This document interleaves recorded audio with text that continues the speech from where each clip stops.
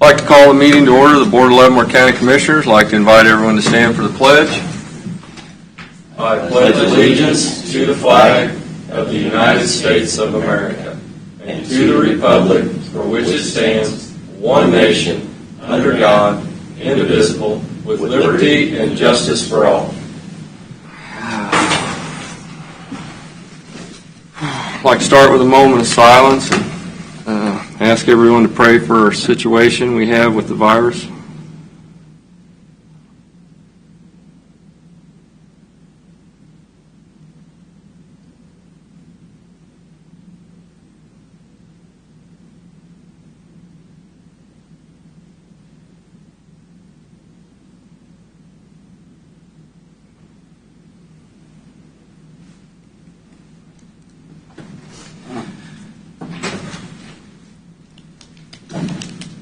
Roll call. We'll start with Chad Schimke. Here.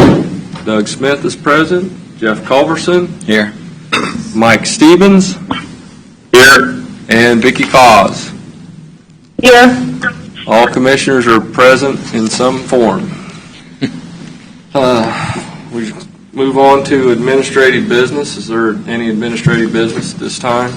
It's my understanding that the city of Leavenworth approved the Port Authority agreement as amended by us when we sent over to them. So the next step is we will need to appoint 2 at-large members from the county to represent the county on that. We'll notify the other cities today that they need to get their appointments in. But the sooner the better on that, because I don't know if they plan to meet in April, but they do need to have a new board appointed before their next meeting. I will post it on our website for anybody who's interested to submit an application.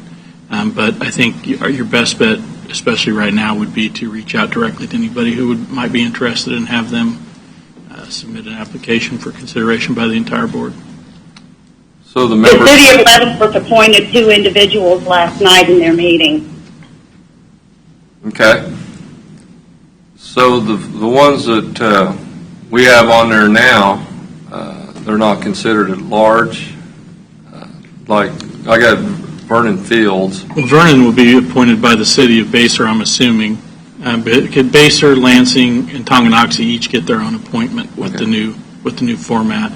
Leavenworth gets 2 appointments, and then the county gets 2. They could come from a city if they want, if the board so chose, or they can come from anywhere in the county. I think however you want to handle it is at your discretion.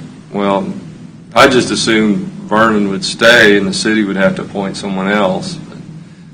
But if I'm sure the city would appoint Vernon, and then we would choose someone else. So. Yeah, I think the way it works right now is everybody who's on there currently, their terms expire automatically. So anybody who's on there would have to be reappointed if you wanted him to stay, or you would appoint someone new. Okay. All right. And would expect these to be made by when? Well, I don't know if they plan to meet in April with everything that's going on, right. But they would need to that needs to happen before they have their next board meeting. There needs to be at least a quorum, and since there are 7 now, the city appointed 2. If we can get 2 more appointments, they could at least meet. But obviously, the sooner the better. Okay. Any other administrative business? That's what I had from me. Okay. All right. Well, are we getting a lot of questions on what is exempt and non-exempt for this order that we're under? Sure. I think we had several questions even before the new order came out.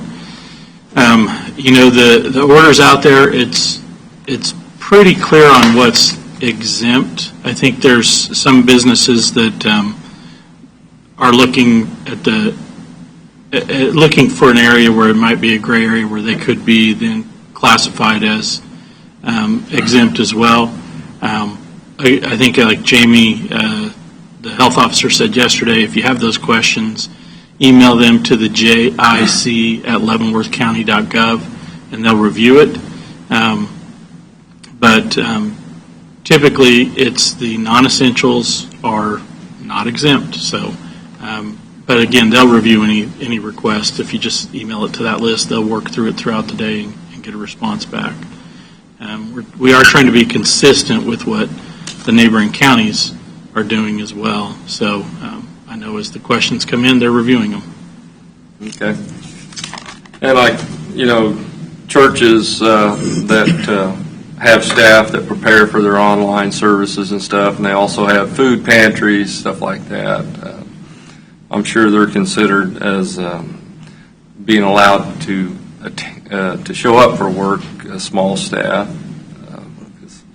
because it's providing social services and what was it? Necessities for the disadvantaged folks. So the food and services obviously are some of the exempt areas. No more than 10. Right. Social distancing. Right. They're supposed to follow those rules. And for the food pantry, obviously that's very important. Right. Has there been any change in the feeling of what the time frame of this will be? No, I mean, it just started yesterday, so I don't think there's been any evaluation on what the time frame might be. As far as I know, it's still 30 days. One comment I wanted to make in our administrative time is I think if we're going to go long-term with our commission meetings, continuing in the manner they are, then maybe we should consider getting another speaker telephone system and maybe allowing for public comment to come in another way. Okay. We can discuss that when we do our public comment, finalize our public comment.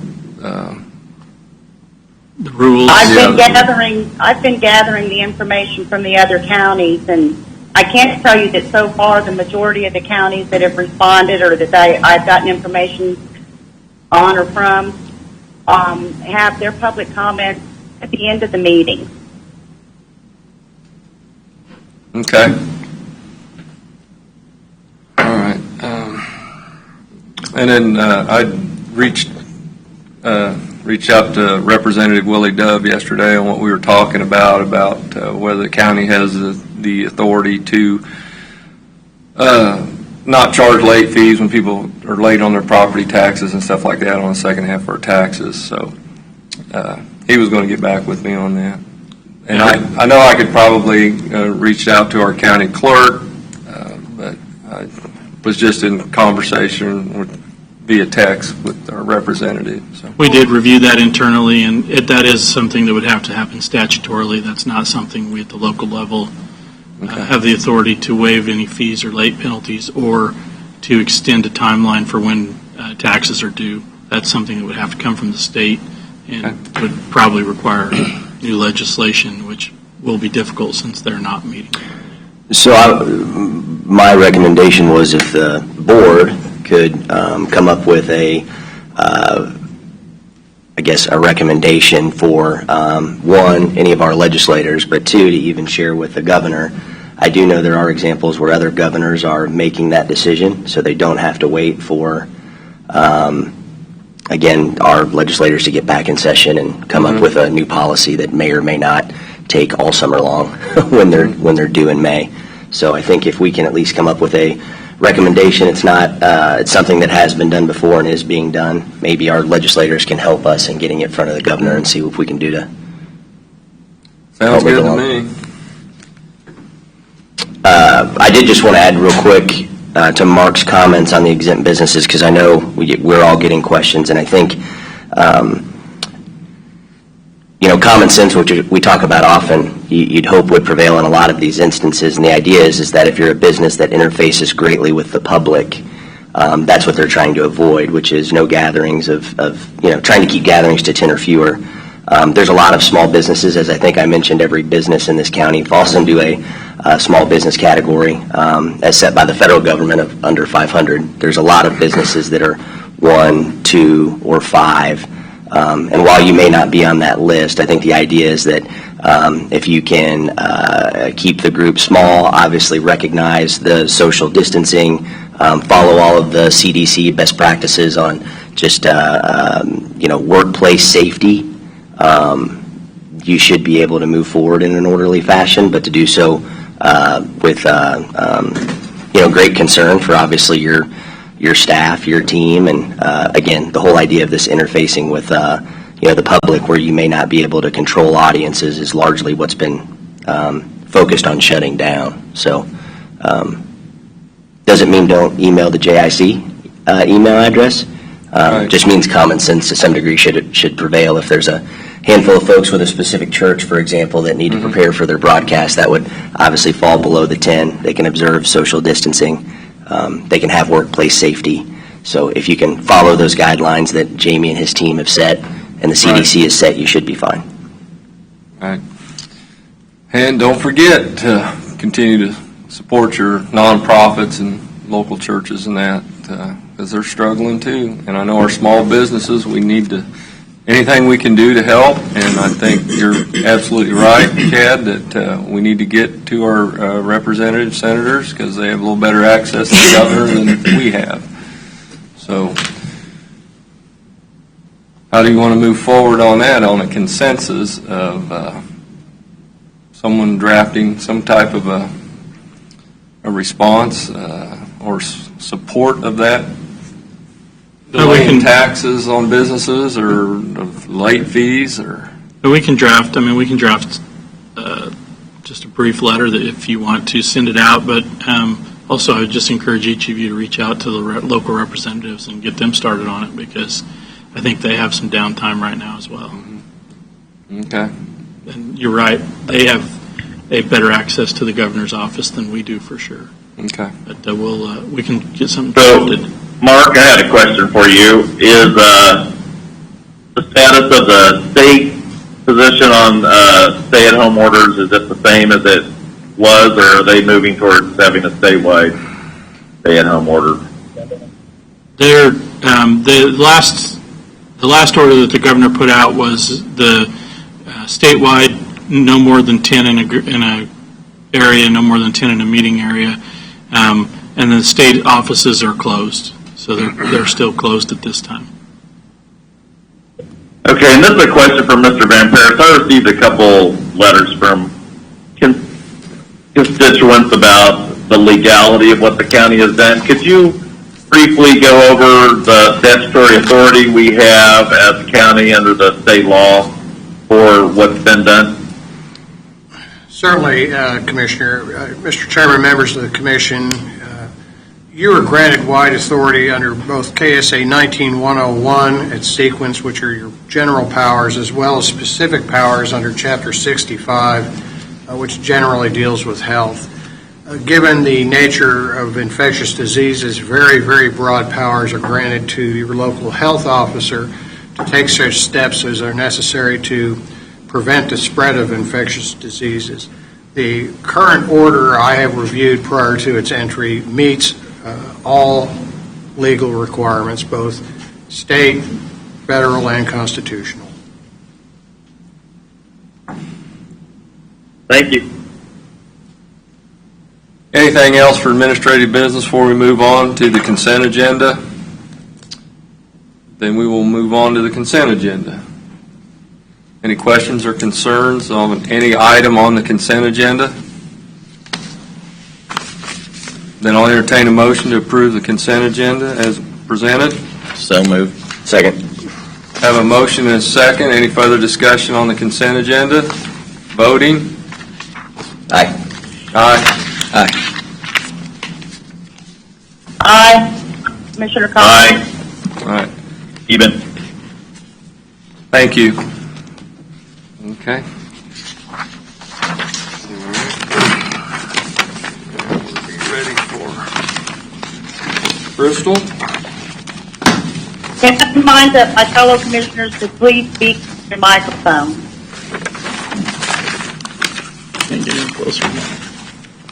Are you having trouble hearing me? From time to time, but I had trouble Okay. hearing Ted, just now, and Commissioner Culbertson. Okay. Social distancing doesn't count on the microphones. Vicki, I took that feedback to heart yesterday. I've got it like 6 inches away from my face. All right. Okay. How are you today, Crystal? I'm great, Mr. Chairman. How are you? I'm well, or I wouldn't be here. There we go. Mr. Chairman and Commissioners, several months ago, you asked my department to convene a building codes committee in order to determine whether or not building codes were necessary for Leavenworth County. In November, you all approved a 7-member committee. We had our first meeting in January. At that meeting, it was determined that Leavenworth County absolutely needs building codes. The committee talked about the need for building codes for residential structures and commercial structures like event barns and such, and how there is, especially with commercial structures, there is a presumption that the public will be in there, so those buildings should be built safely. And then also that residential building codes would help to ensure that there's safe, attractive building within Leavenworth County. They recommended adopting several of the codes, and we had decided at that meeting that at the next meeting we would continue on to try to figure out exactly what needed to be adopted. However, at the next meeting, which was in February, they wanted to know about the status of implementation and also the status of inspection of the codes. When they were made aware that currently there is not significant support for inspection by the county of codes, the committee overwhelmingly felt that we should not adopt building codes if there was not going to be inspection. They felt that that would provide an inaccurate assumption that things were being built to code. We did talk briefly about how the responsibility would still be on builders to build to code, and that the responsibility would be on them if something were to happen. However, again, the Building Codes Committee felt that at this time, if inspection was not going to be part of it, that they were not terribly supportive of implementing building codes. They did still have significant concern about ensuring that commercial, again, like those event barns and such, those are being built to code. However, we did not travel down that road too terribly far. So I'm here today to try to get direction from this board on what to do next. We can accept the Building Codes Committee recommendation that we do not adopt building codes at this time. We could request the Building Codes Committee to reevaluate their recommendation, or we could request the Building Codes Committee to continue on to determine which set of codes we should adopt regardless of whether or not inspection will take place at this time. Is the committee willing to continue on? Have you visited with them about that?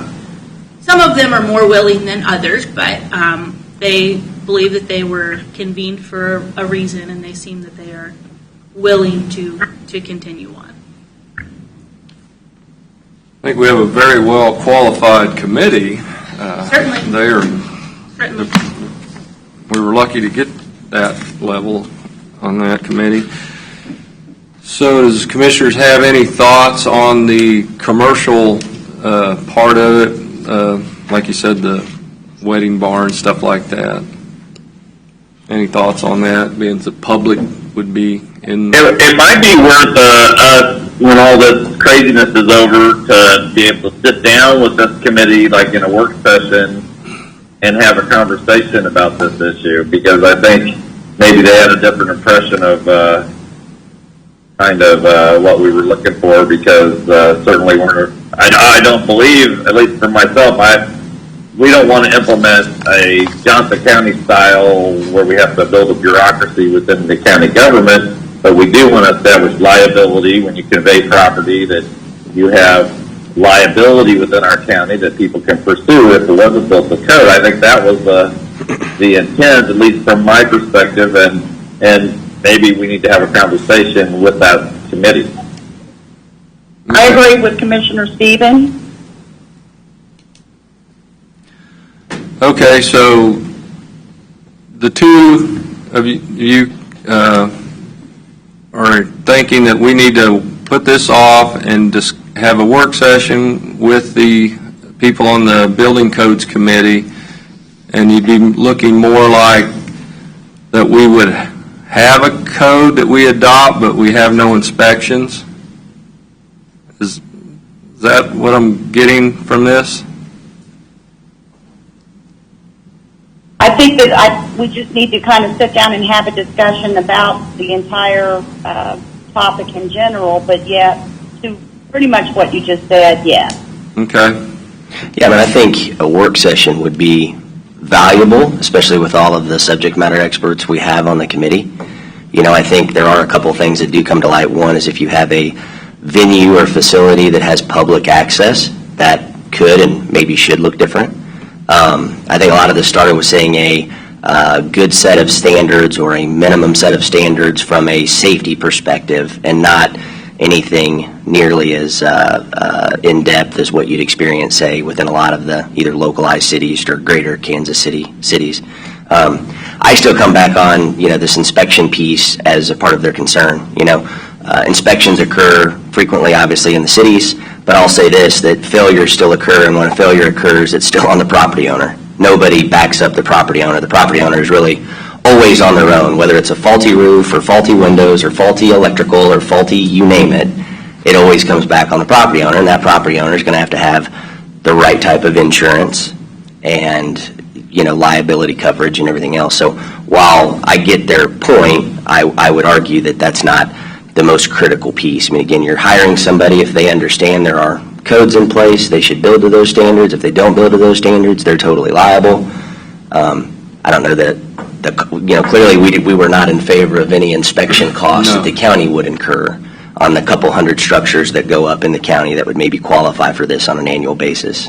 So, but I think being able to have that dialogue in person would be valuable. So hopefully in the next couple of months when things maybe normalize some. How many staff would it take to do inspections? We couldn't do it. Not successfully. I mean, no. So, Counselor?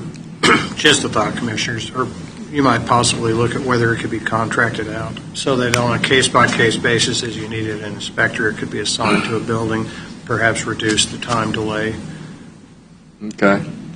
Well, I'm sure we would if any of this was adopted to, just like you said, just two buildings that were considered commercial and public was going to access it. We would not put anybody on staff, I would not think. Mr. Chairman, members of the Commission, it was certainly my recollection that it was not the intent of the county to create a set of building codes, which everyone, I believe, believes is beneficial to the public, but not to cause delay or hindrance to development and building by delays in inspections, nor to implement what I think could be termed a rigorous inspection system that might have the same result of hindering and delaying construction. So I think the idea of a work session with that very qualified group might lead you out of the wilderness to a solution on this. Okay. I agree. Good with that? You ready for a motion? Yes, sir. I move that we accept the Building Codes Committee recommendation of no building codes at this time.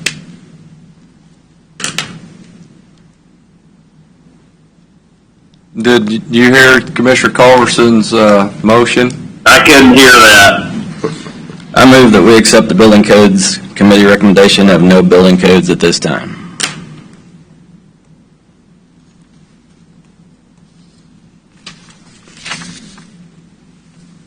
Do I have a second?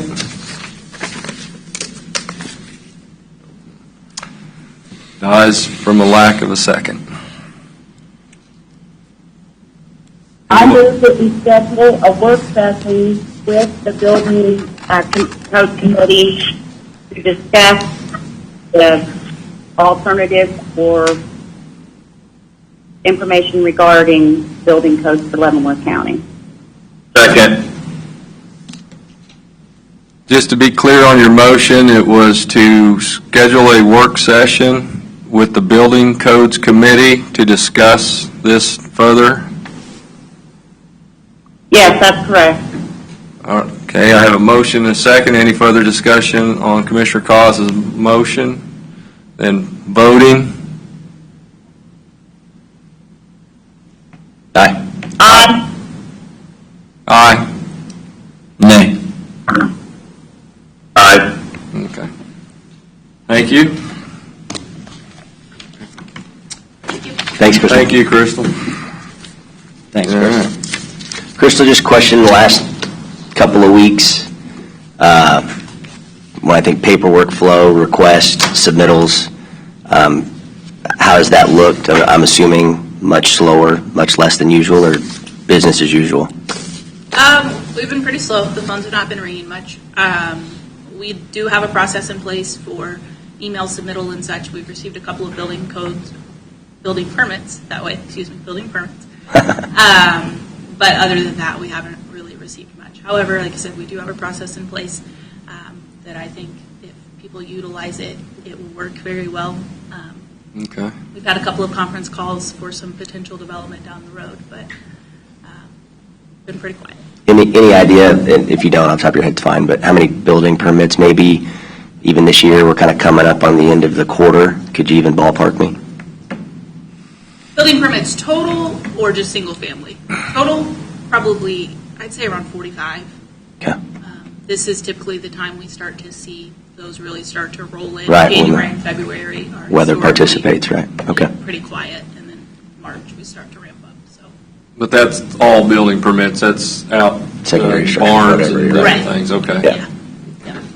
So, Okay, thank you. Thank you.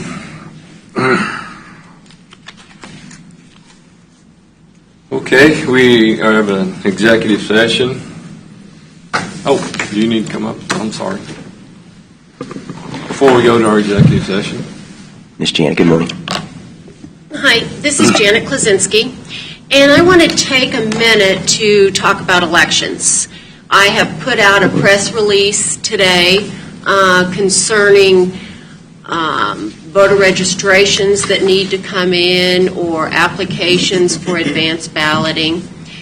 Currently, we're working across the state and with the Secretary of State for possible contingency plans due to our election in August.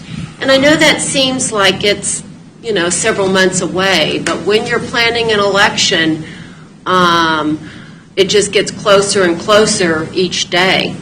We have a filing deadline that is coming up the 1st of June at noon.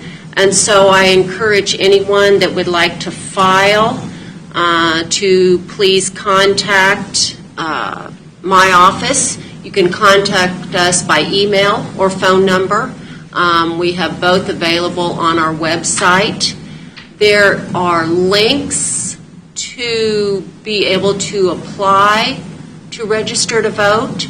There are links to apply for advance ballots for both the August and the November election. I encourage all residents to take advantage of this. I worry. I can tell you I worry because we go and hire 200 election workers. And so many of those election workers are in that vulnerable age group. Mm-hmm. And so I want to have as many advance applications come through. We have had talk of all mail ballot elections, which now are not allowed due to statutory requirements that the mail ballot elections can just be submitted through a question only. And of course, this year we have candidates on the ballot. But that is still being talked about, being encouraged by several counties. So please take a moment, apply for the advance balloting by mail. If you have, friends, neighbors, family that do not have access to the internet, you can print off the actual form from our website, put it in their mailbox. Anything to help the public for this August election. As everyone knows, there will be several candidates. We will have a Republican ballot, a Democratic ballot, and an unaffiliated with only the question on it that the county has put forth for this August election. So just a word of encouragement. I will be doing some Facebook interviews with Stephanie, trying to get the word out.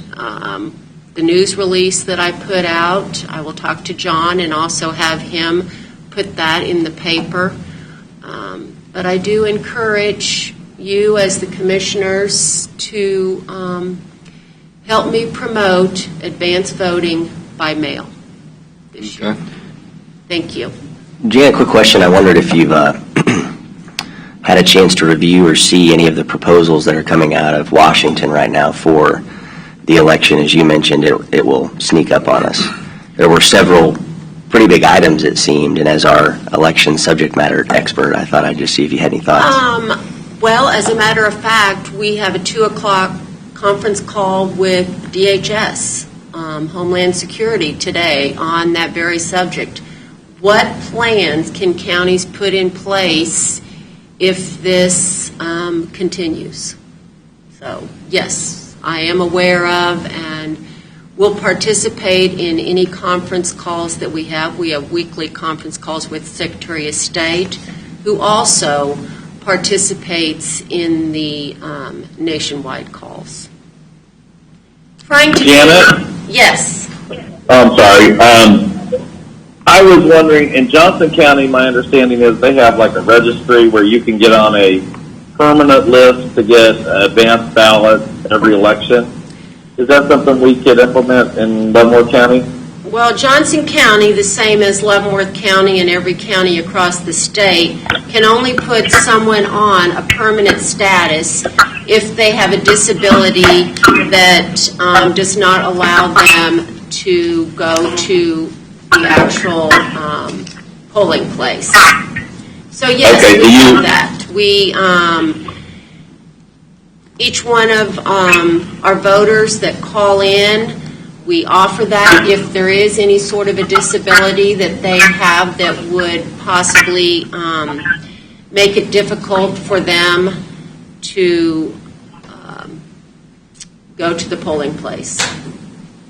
Okay, but regular voters that do not have a disability, they have to fill out the application for each specified election, like the primary or the general election.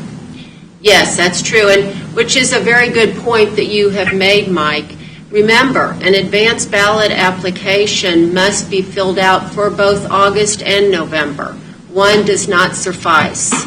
So one does have to be filled out for each election unless you are on that permanent status. Okay. The world's changed. I'd like to be able to do like some weekly updates here with you guys because I do feel that our telecasting of our meetings do reach a lot of the public, and I think it is one way for us to get the word out. Yes. And I think statistically it's proven that the mail-in ballots have a much higher rate of response. So more people are involved in the elections when we use mail-in ballots versus the polling places. And last year we were hopeful that the state would allow for mail-in ballots for all elections, but they took a different stance that, again, only questions can be mail-in ballots. I would hope that given today's environment with the things that are going on, they may reconsider that stance. But so far, they've taken a hard line that they're not going to allow that. I would, again, think that they would maybe, I think what we talk about is common sense a lot here. I think they would have maybe more common sense approach that mail-in ballots are the way to go, especially in the environment we're in right now. Well, they have to be, because And hopefully by August, things are going to change. Hopefully. Well, we just cannot wait until August. Right. That's Yeah. all that I'm saying today You gotta be is proactive. we have to move forward with what I feel is best for the voters of Leavenworth County. And right now, I think it is applying for an advance ballot to be mailed to them. Yeah. Janet, in addition to the election kind of updates and status, which I think would be great, thank you. I've had a few conversations with the administrator. I think it'd also be really great on if we could, as much as weekly. I don't know how often the reports are actually updated. Maybe it's only monthly, but the economics of this current health crisis are considerable. If you watch the news at all, that's one of the things they're talking about often. I think it'd be really helpful for our board, but obviously the public, to understand that from a county, city, and even from a state perspective, you know, the deficit this is creating from a sales tax, well, just taxes in general, right? So every municipality and government, that is their funding source. I think there's obviously going to be a shortfall of funding based on what businesses are experiencing across the board. So now that doesn't mean that the government, the feds, may not step in to help create a stopgap there. That's a lot of what's being discussed and currently being held up. But I think it'd be at least kind of good to get a feel for what that shortage or gap is. My guess is it's probably less significant for the county, given we're primarily property tax driven. Now we're having talks about, can that be delayed, and ultimately some people may not be able to pay more so than usual. But sales tax, for example, which is a big economic driver for a lot of cities, that's being impacted substantially. So I think that's excellent. And each month we are able to look at the sales tax collections on a monthly basis for not only the county but each of the cities. And so I'm more than glad to bring that information forward, give it to Mark, and he can give it to you guys. You know, are we going to notice something this first month? Probably not, you know, because you know, it's kind of retroactive. Some people pay their sales tax quarterly. Sure. Some pay it monthly. But we will keep up that spreadsheet for you to look at, because I think it's an excellent point. And I do think that we will see a downturn in our sales tax collections for the counties and each city within the county.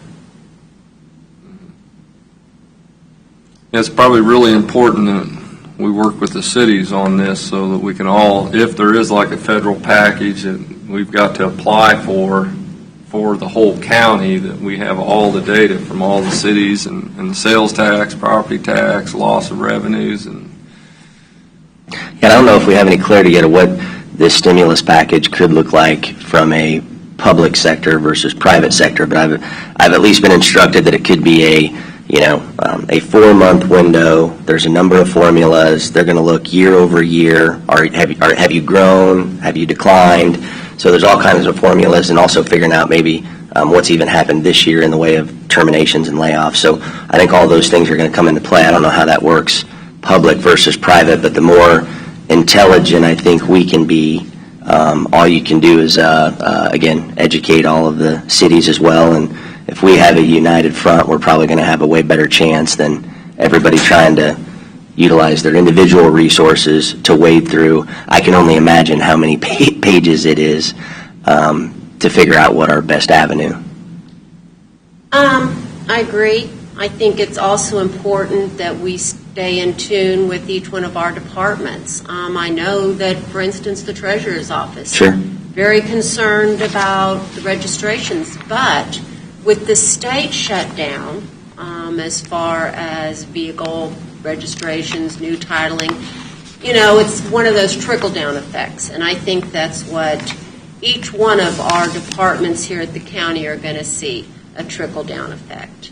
Talk about taxes. Here we have the second half due on May 10th. We have to be proactive in that.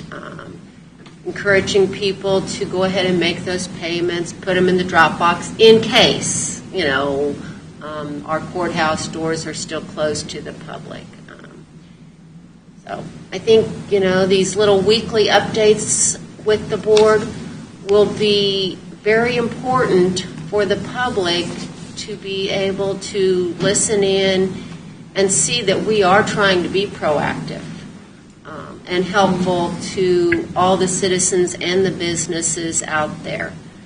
Mark and I got word this morning that there will be some help coming to the Council on Aging. How long that may be, we don't know. But every little bit helps, and just for the public to know that we're there for them. You know, it's stay safe, stay healthy, stay home, but we're still there for them. Chad, you're absolutely right. You're talking about the paperwork. If this is going to be like applying for FEMA, it's going to be a lot of paperwork and very difficult to do. So. Well, thank you. No, thank you very much. For the opportunity to kind of get the word out. Yeah. Now, talking about the Thank county. you, Janet. You're welcome. The county's part on this, like I said, with the annex being shut down, don't we collect a fee for using the annex? Like it's a $2? You know, of course, that's not my expertise. That's the treasurer's. But yes, there is a fee out there that. So we're losing that, and you know it's usually a very crowded building, certain times of the month. So yeah, it's everywhere we look that there's a possibility of lost revenue. That's right. So anyway, well, thank you for coming up. Janet? Yes. Yeah, before you go, I just really want to express my appreciation for all you, Mark, Jamie, and all the team has done. I don't think people realize how important it's been to maintain all of these plates that are spinning in the air at once to deal with this crisis. We really appreciate it. Thank you. I second that. Yes. They put in a lot of hours, and it doesn't look like there's an end in sight. So, all right. Thank you. Thank you, Board. Thank you. Have a great day.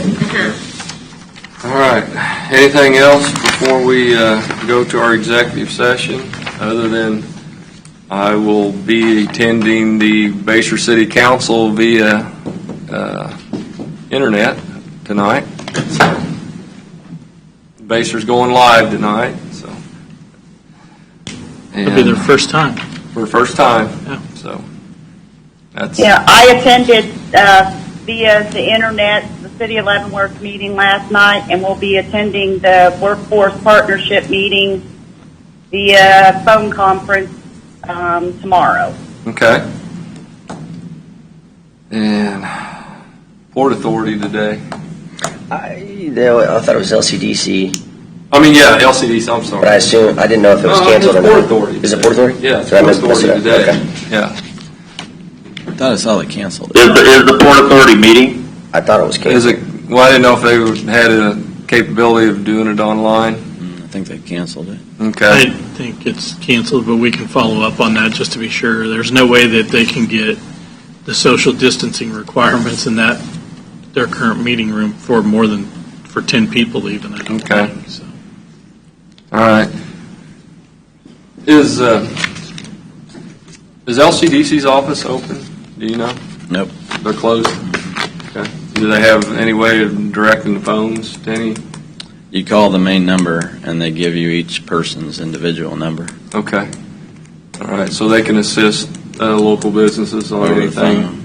Yeah, they're still Small business responding. administration or whatever they need to get a hold of. Mm-hmm. Yeah, they're still responding. They're just, the front Yeah. door is not open to the public. Okay. Yeah, I was sharing yesterday, I've probably received at least a handful of communications from the LCDC, a few from the chamber. I think there's always more we can and should be doing in educating individuals, business owners locally as to all the resources available. Again, the stimulus package is the biggest thing that's going to benefit them, but there's a lot of SBA options that have become available over the last few weeks and trying to get that information out. So hopefully we can coordinate with them and make Okay. sure that everyone knows what's available to them. Whether they take advantage is up to them. So. All right. Then I'll entertain a motion to go into an executive session. I move this board recess from open session and go into closed executive session for preliminary discussion on the acquisition of real property as justified by KSA 75-4319B6, and that this board resume open session in the meeting room at 10 o'clock. 15 minutes, isn't it? 15's fine. Present in executive session will be Commissioners Jeff Culbertson, Vicky KAAZ, Doug Smith, Chad SCHIMKE, Mike Stieben. Also present will be County Administrator Mark LOUGHRY, Senior County Councilor Dave Van Paris, and Aaron Yocum with Department of Public Works. Second. I have a motion and second. Any further discussion on the executive session? Voting? Oh, go ahead. Sorry. Aye. Aye. That's from open session and go into closed executive session for preliminary discussion on the acquisition of real property as justified by KSA 75-4319 B6, and that this board resume open session in this meeting room at 10:15. Does that work? 15 more minutes? Yeah, that's fine. Present in executive session will be Commissioners Jeff Culbertson, Vicky KAAZ, Doug Smith, Chad SCHIMKE, Mike Stieben. Also present will be County Administrator Mark LOUGHRY, Senior County Councilor Dave Van Paris, and Aaron Yocum with Department of Public Works. Commissioner Stieben won't be present, just. so. Commissioner Stevens is unavailable. Okay. Second. I have a motion and second. Any further discussion? Voting? Aye. Aye. Aye. Aye. Then I'll entertain a motion to adjourn. So moved. Second. Voting? Aye. Aye. Aye. Aye.